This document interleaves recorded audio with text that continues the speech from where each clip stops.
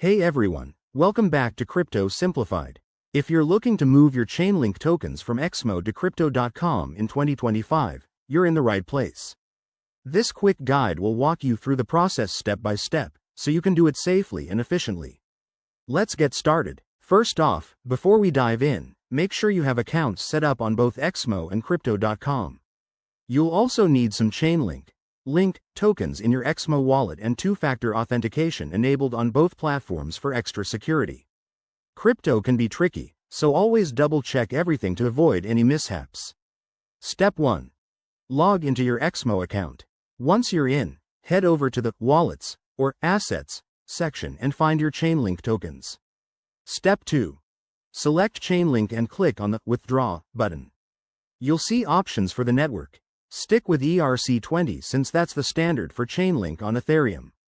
Step 3. Now, you need your Crypto.com wallet address. Switch over to the Crypto.com app or website, go to your wallet, and copy the Chainlink deposit address. Paste this into the withdrawal form on Exmo, along with the amount you want to withdraw.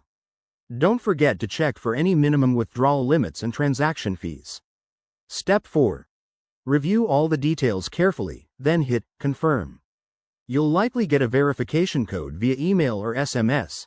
Enter it to proceed. Once submitted, the transaction will start processing. Step 5. Sit tight.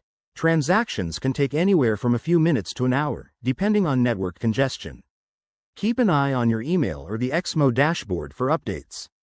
Finally, once it's complete, log back into Crypto.com and check your wallet to confirm your Chainlink tokens have arrived.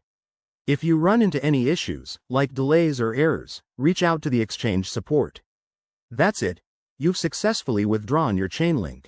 Remember, crypto involves risks, so always stay cautious.